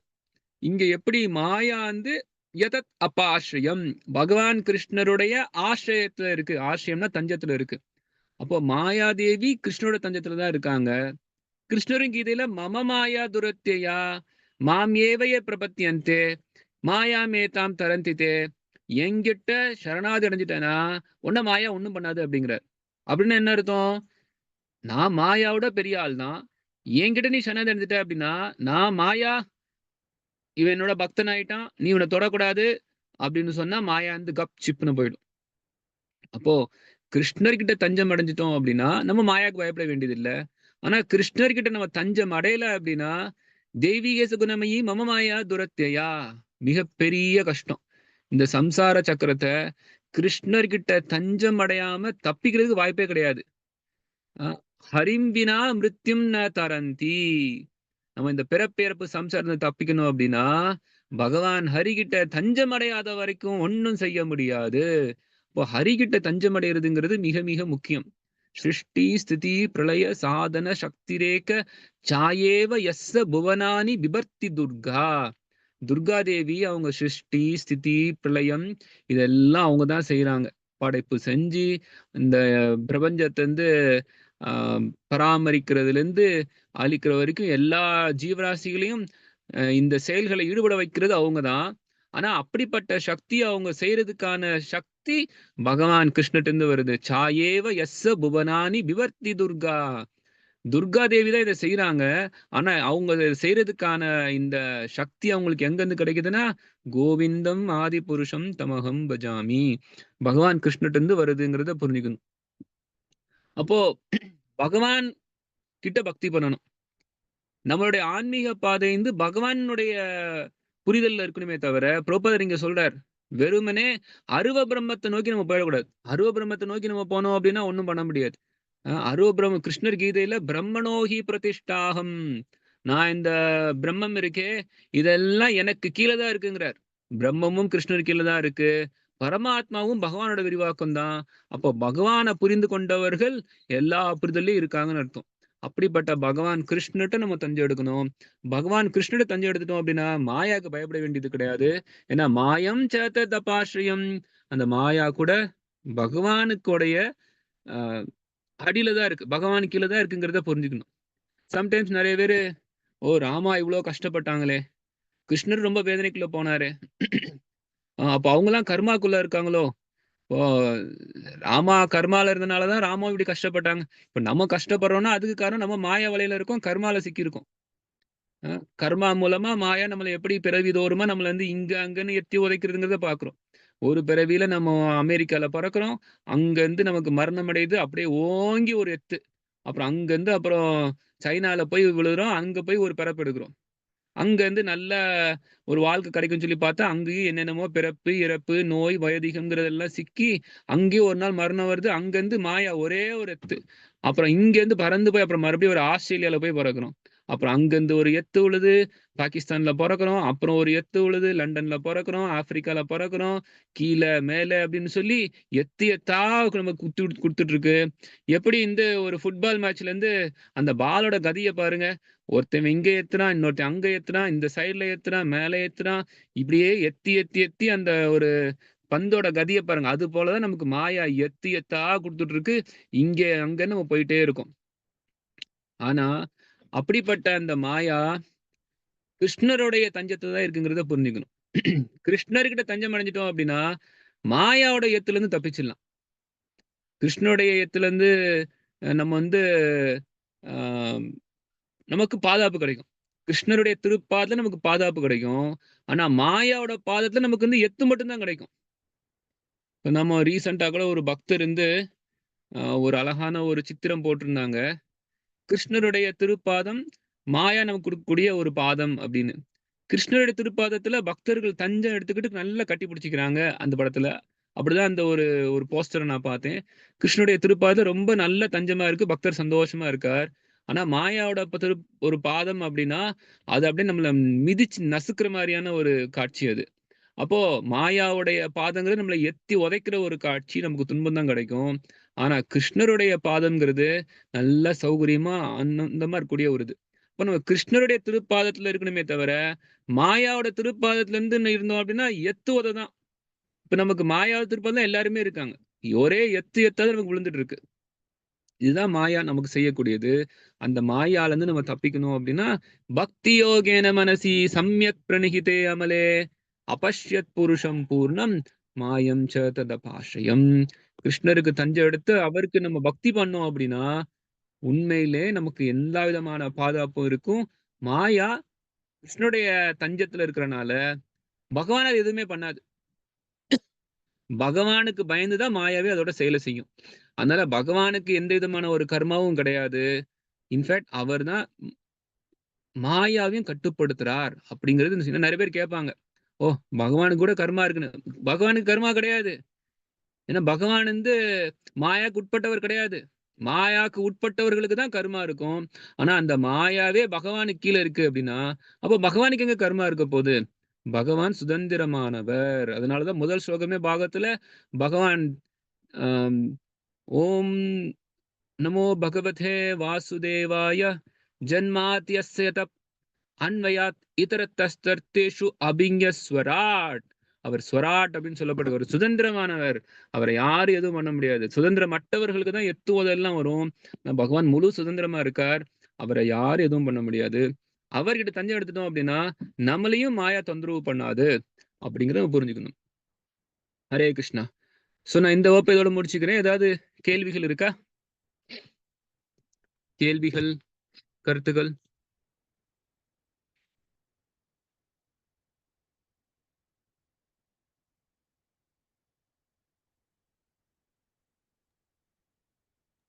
हरे कृष्णा प्रभु जी दंडवत ஹரே प्रभु जी கிருஷ்ணா. வைஷ்ணவா டிஃபரன்ஸ் பிட்வீன் வைஷ்ணவா அந்த ஆன்மீகவாதி கொஞ்சம் அது கொஞ்சம் எக்ஸ்பிளைன் பண்ணுங்க. வைஷ்ணவர்களுக்கும் ஆன்மீகவாதி நாரதர் வந்து வைஷ்ணவா சொன்னீங்க இல்லைங்களா, எஸ். அவர் வந்து நகரமா போய் பிரச்சாரம் பண்ணாரு. ஆன்மீகவாதி வீட்லயே இருக்கணும், அந்த அளவுக்கு வந்து கஷ்டம். ஓகே. வைஷ்ணவனாலே ஒரு ஆன்மீகவாதி தான். ஆனா வைஷ்ணவர் அல்லாத சில ஆன்மீகவாதிகள் கூட இருக்காங்க. உதாரணத்துக்கு கிருஷ்ணர்ட்ட தஞ்சம் அடையாம, ஆனா உடல் மேல பற்று இல்லாத சில ஆன்மீகவாதிகள்லாம் இருக்காங்க. பொதுவா யார் உடல் மேல பற்றோட இருக்காங்களோ அவங்க பௌதிகவாதி. இந்த உடல்ல நல்லா சௌகரியமா வைத்துக்கொண்டு அதுக்கு இன்பம் கொடுக்கிறது தான் வாழ்க்கையோட குறிக்கோள்னு நினைப்பாங்க. அவங்க பௌதிகவாதிகள். ஆனா அந்த உடல இன்பம் கொடுக்கிறதுல விரக்தி அடைந்து, நான் இந்த உடல் கிடையாது. நான் ஆத்மா, அகம் பிரம்மாஸ்மி அப்படின்னு நினைத்துக்கொண்டு ஞான மார்க்கத்துல போறக்கூடிய சில ஞானிகள்லாம் இருக்காங்க. அவங்க கூட ஒரு ஆன்மீகவாதிகள் அப்படின்னு நம்ம சொல்லலாம்.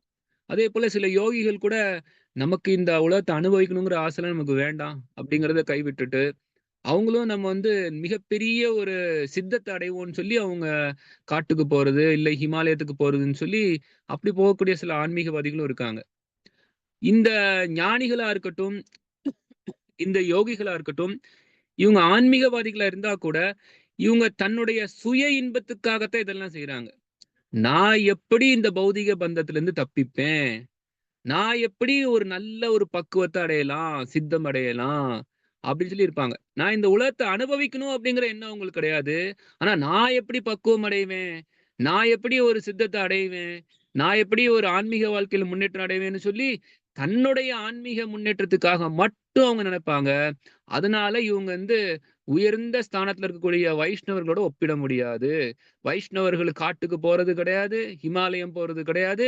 அவங்க வந்து நகர கிராமாதி பாரத பூமித்தே ஹொய்ல மனுஷ ஜென்ம யார் ஜென்ம சார்த்தக கரிகர பர உபகார் செய்வாங்க அவங்க. இந்த பாரதத்துல பிறந்து கொண்டு நம்ம கிருஷ்ண பக்தியை எடுத்து நம்ம பக்குவமாயி உலகத்துல உள்ள எல்லாருக்கும் நம்ம வந்து பக்குவத்தை கொடுக்கணுங்கிறதுக்காக அதுக்காக உழைப்பாங்க. அப்போ இவங்க மிகப்பெரிய ஒரு காருண்யமா இதை செய்யறனால வைஷ்ணவர்கள் மிகப்பெரிய ஒரு ஆன்மீகவாதிகள். ஆன்மீகவாதிகள்ல உயர்ந்த நிலையில இருக்கிறவங்க வைஷ்ணவர்கள். வைஷ்ணவர்கள் சிரேஷ்டமானவர்கள். ஆன்மீகவாதிகள்லயே சிரேஷ்டமானவங்க வைஷ்ணவர்கள் தான். ஏன்னா ரொம்ப காருண்யமா இருக்காங்க. நம்ம அப்படிப்பட்ட ஒரு வைஷ்ணவரா நம்ம இருக்கணுமே தவிர பேரளவான ஒரு ஆன்மீகவாதியில இருக்கக்கூடாது. நமக்கு கிருஷ்ண பக்தி கிடைச்சிருச்சு போதும்பா, பக்கத்துல உள்ளவன் எப்படி நாசமா போனா நமக்கு என்னன்னு சொல்லி நினைக்கிறது வைஷ்ணவோட எண்ணமே கிடையாது. வைஷ்ணவர்கள்னா அவங்கள பத்தி அவங்க நினைக்கிறதே கிடையாது. அதுதான் வைஷ்ணவர். வைஷ்ணவர்னா எப்படி கிருஷ்ணருக்கு பக்தி பண்ணலாம், எப்படி இந்த கட்டுண்ட ஆத்மாக்களை கிருஷ்ணர்கிட்ட கொண்டு போய் சேர்க்கலான்னு தான் அவங்க நினைப்பாங்களே தவிர தன்னை பத்தி அவங்க நினைக்கிறதே கிடையாது. வைஷ்ணவர்கள்னா தன்னை பத்தி நினைக்க மாட்டாங்க. தன்னை பத்தி நினைக்கிறது, தன் குடும்பத்தை பத்தி நினைக்கிறது, தன்னுடைய ஆன்மீக முன்னேற்றம் நினைக்கிறது, இது எல்லாம் வைஷ்ணவர்கள் நினைக்கிறதே கிடையாது. வைஷ்ணவர்கள்னா ஆஹ் விஷ்ணு பக்த ஸ்மிருதோ தேவோ, விஷ்ணுக்கு பக்தி பண்றது மட்டும்தான் உயர்ந்ததா நினைப்பாங்களே தவிர தன்னை பத்தி நினைக்கிறதே கிடையாது. பௌதிகவாதிகள் தன்னை பத்தியே தான் நினைப்பாங்க, தன் இன்பம் தான் நினைப்பாங்க, தன் குடும்பத்துடைய இன்பனே நினைப்பாங்க. இல்ல தன்னுடைய ஆன்மீக முன்னேற்றத்துக்காக நான் எப்படி ஞான மார்க்கத்துல ஈடுபட்டு பக்குவம் அடையலாம், நான் எப்படி யோக மார்க்கத்துல ஈடுபட்டு சித்தம் அடையலாம்னு நினைப்பாங்க. இந்த மாதிரி பேரளமான ஆன்மீகவாதிகளும் வைஷ்ணவர்கள் கிடையாது.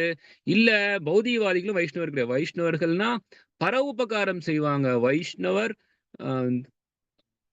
பர துக்க துக்கின்னு பிரபுபாதர் அடிக்கடி சொல்லுவார். மத்தவங்க துக்கப்படுறத பார்த்து துக்கப்படுறவன் தான் வைஷ்ணவன். மத்தவங்க துக்கப்படுறத பார்த்து நமக்கு சந்தோஷம் வருதுன்னா நம்ம வைஷ்ணவர்களே கிடையாது. நம்ம ரொம்ப கீழ்நிலையில இருக்கணும்னு அர்த்தம். பாகதங்கிறது நிர்மத் சராணாம் சதாம். பாகதம்ங்கிறது இப்படிப்பட்ட பொறாமைக்குள்ள உள்ளவங்களுக்கு கிடையாது. அதனாலதான் பாகதம் யார் கையில வந்துருச்சோ அவங்க மத்தவங்களுக்கு போய் விநியோகம் பண்ணியே ஆகணும். அப்படி இல்லைன்னா நம்ம வந்து வைஷ்ணவர்களே நம்ம கிடையாது. நம்ம வந்து பாகதத்துக்கு உள்ள போகணும் அப்படின்னா உண்மையிலே நம்ம பாகத விநியோகத்துல இருக்கணும். அப்பதான் நம்ம பாகதத்துடைய உள்ளுக்குள்ள போக முடியும். இல்லைன்னா நம்ம பாகதத்தை வாங்கியிருக்கோம்னு சொல்லலாம், விநியோகம் பண்ணல அப்படின்னா உண்மையிலே நம்ம பாகத்துக்குள்ள நுழைய முடியாது. ஏன்னா பாகதங்கிறது தர்ம புரோச்சித கைத்தவத்திர பரமோ நிர்மத்சரானாம் சதாம்.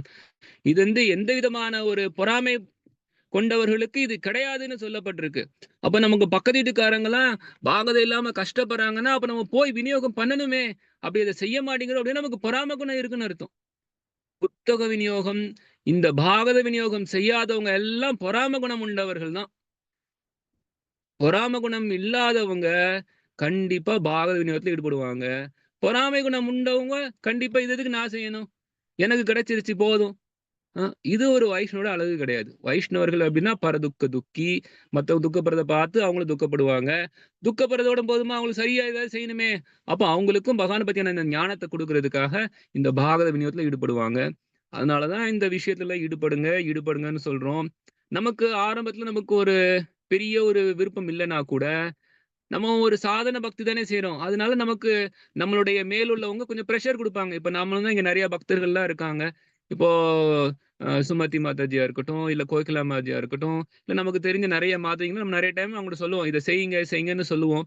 ஏன் அப்படின்னா நமக்கு அந்த செய்யணுங்கிற ஒரு எண்ணம் இல்லைன்னா கூட நமக்கு வழிநடத்தக்கூடிய நமக்கு கொடுக்கக்கூடிய அந்த ப்ரெஷர் இருந்து சாதன பக்தி அதை எடுத்துக்கொண்டு சரி நம்ம இதை செய்யணும்னு சொல்லி செய்ய ஆரம்பிச்சிருவாங்க. இப்போ நம்ம இந்த பாகத விநியோகங்கிற செயலில் ஈடுபடாத வரைக்கும் நம்ம உண்மையான ஒரு ஆன்மீக ஸ்தலத்துக்கு வர முடியாது. வைஷ்ணவர்கள் வந்து இப்ப எப்படி நமக்கு நாரதமுனி வந்து எல்லா இடத்துக்கும் பயந்து போய் எல்லாரையும் எழுப்பிடுறாரு இல்லையா? அப்போ அதே போல அவருடைய அடிச்சுவடுகளை கடைபிடிக்கணும், நம்மளும் அதை செய்யணுமா இல்லையா?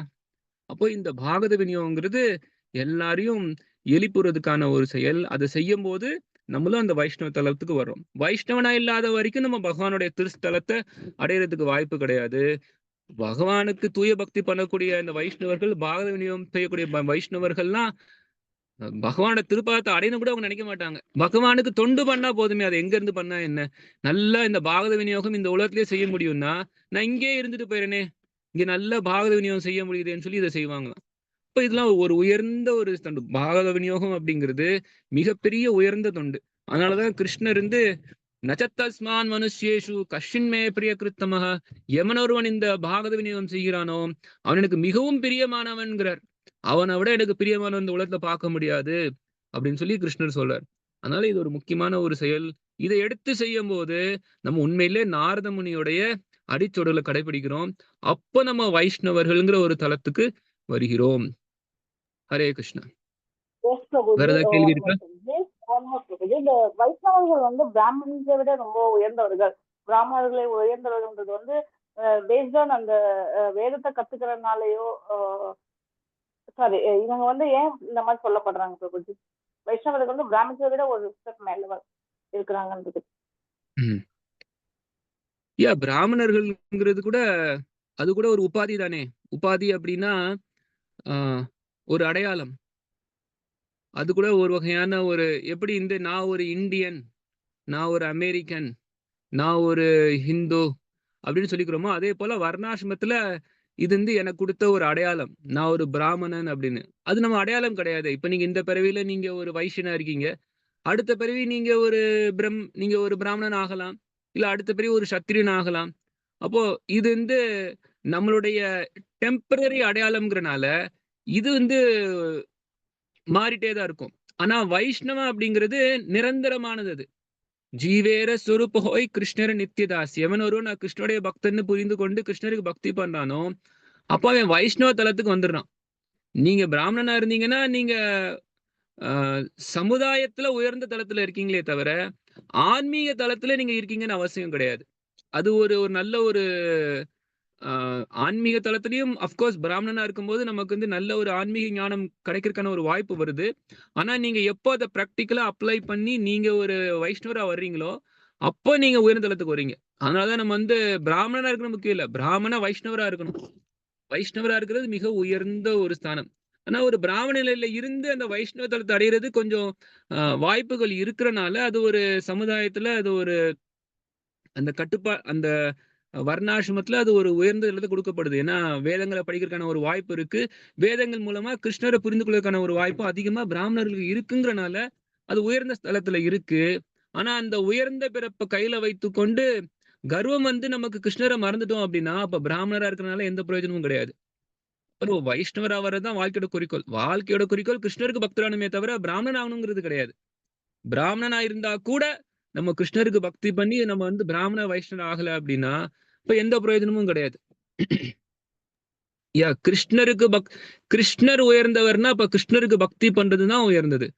ஆனா பிராமணன் அப்படின்னா ஒருத்தன் கிருஷ்ணரை ஒரு சமுதாய நிலையில ஏன் ஒருத்தன் கர்மகாண்டிய கூட நம்ம பிராமணன்னு சொல்லுவோம்.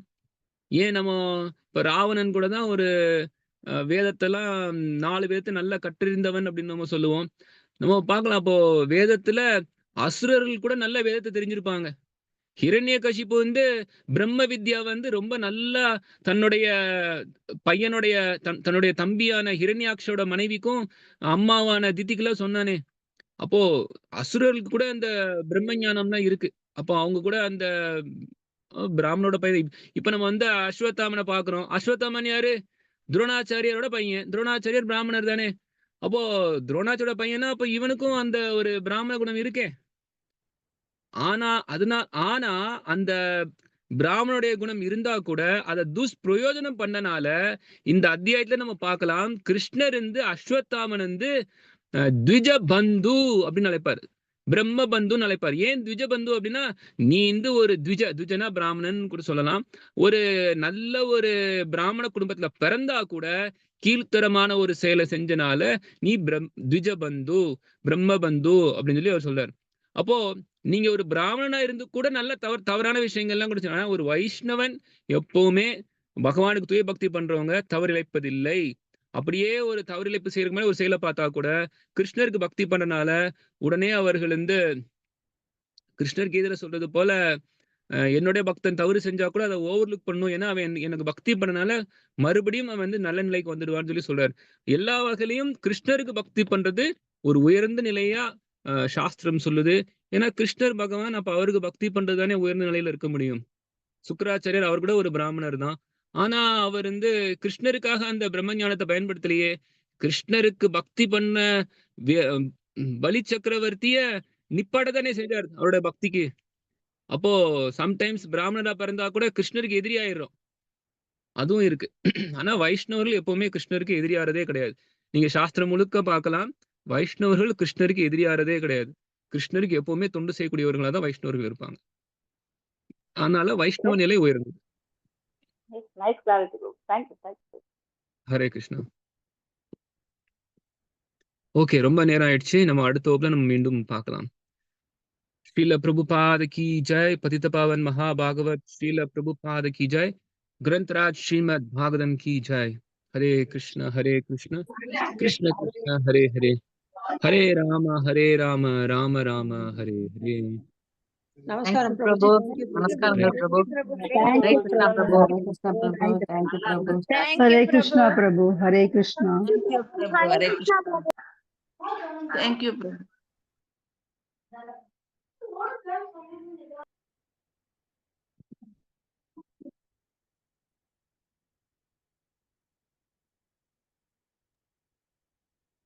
ஹரே கிருஷ்ணா. மாதாஜி அண்ட் பிரபுஜி, நம்ம எப்போதும் மேல ஒரு ப்ரேயர் பண்ணிக்கலாம். இன்னைக்கு கிளாஸ் மாதாஜி அவங்க குடும்பத்துக்காகவும், பிரபுஜி அவங்க குடும்பத்துக்காகவும் அவங்களோட பிரார்த்தனை நிறைவேற வேண்டி பகவானுடைய அனுகிரகம், பகவான் கிருஷ்ணருடைய அனுகிரகம் இன்னைக்கு கிளாஸ் எல்லாருக்குமே பரிபூர்ணமா கிடைக்கும் அப்படிங்கிற கோரிக்கையும் பிரபு சொல்ற மாதிரி நம்ம ஒவ்வொருத்தரும் பாகவத விநியோகம் பண்ணணும் அப்படிங்கிற ஒரு கோரிக்கை எடுத்துக்கலாம். நம்மளுடைய பக்தி நிலை அடுத்த ஒரு உயர்ந்த நிலைக்கு போகணும் அப்படிங்கிற ஒரு கோரிக்கையும் அவங்களுடைய பிரார்த்தனை நிறைவேற வேண்டி பகவானுடைய கிருஷ்ணரின் பகவானுடைய திரு பாதத்தை மனசுல எல்லாரும் நிறைவேற்றி ஒரு 3 times எல்லாருமே ஹரே கிருஷ்ண மகாமந்திரம் சொல்லலாம். மாதாஜி அன்மியூட் பண்ணிக்கோங்க ப்ளீஸ். हरे कृष्ण कृष्ण कृष्ण हरे हरे, हरे राम राम राम हरे हरे, हरे कृष्ण हरे राम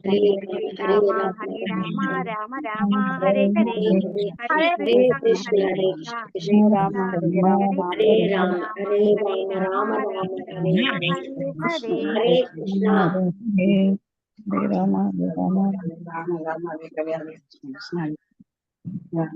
हरे कृष्णा माताजी, आल माताजी का माताजी, हरे बोल, हरे बोल माताजी। हरे कृष्णा।